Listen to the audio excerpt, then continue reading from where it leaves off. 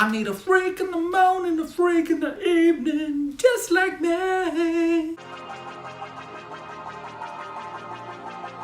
Blockers is directed by Kay Cannon. It stars John Cena, Ike Barinholtz, and Leslie Mann. It's prom night and best friends Julie, Kayla, and Sam have only one thing in the brain: sex, sex, sex. They decide to make a sex pact for that night to be the night that they all lost their virginity in a pact together. But now that their parents, Mitchell, Lisa, and Hunter, have anything to say about it, as these parents go on a wild and crazy night to do whatever it takes to prevent these girls from losing their virginity and having sex on their wildest night in high school. So this movie is directed by first-time director Kay Cannon. The name doesn't sound familiar to you, but her body of work does. She is the writer of the Pitch Perfect movies. And while I'm not a huge fan of those movies, they have an audience, they have a fan base, and it works. But this type of material is more like uncharted territory for someone like Kay Cannon until I find out who the producers of this movie are, Seth Rogen and Evan Goldberg, and I go, oh damn, now this makes perfect sense.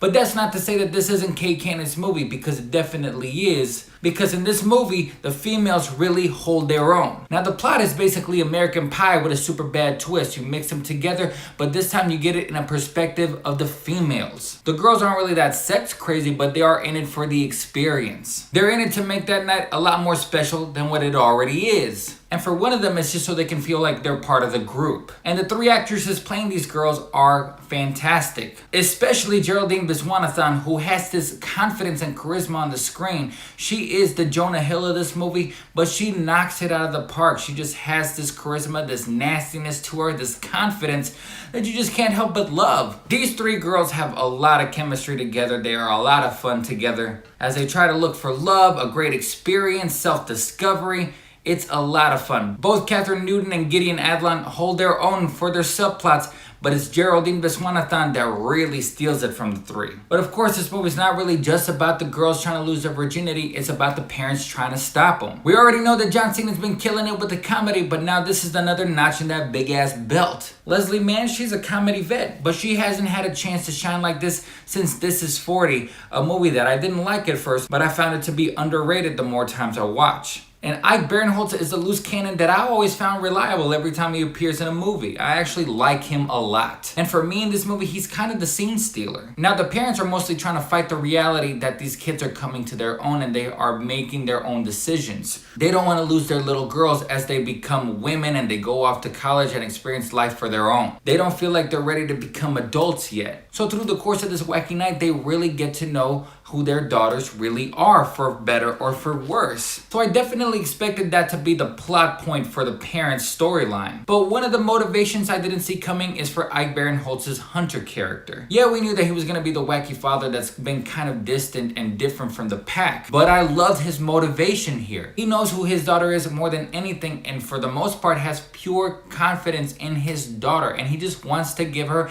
the best night possible until he finds out that she might be exploring new territory for the wrong reasons, and he doesn't want her to deny who she really is or regret choices that takes away from who she really is.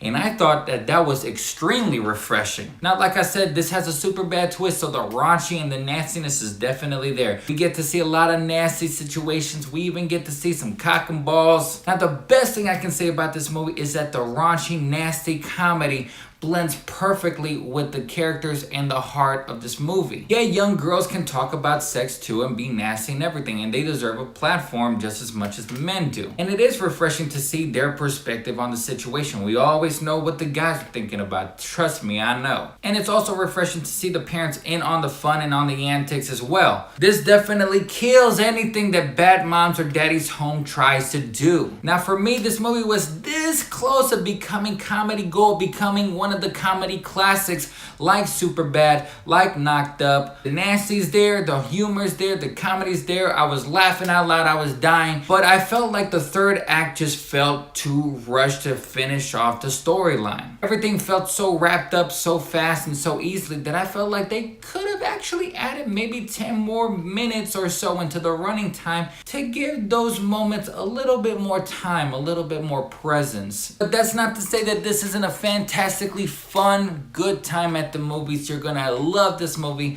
John Cena, Ike Barinholtz, Leslie Mann kill it. These newcomers are amazing. You're gonna have a lot of fun. I can't wait to watch it again. I'm giving Blockers 4 out of 5 stars. Well, once again, guys, thanks for watching. If you like what you see here, click like at the bottom. Go to our SoundCloud page for more extensive reviews. This is Ray from LiveWire, and once again, thanks for watching.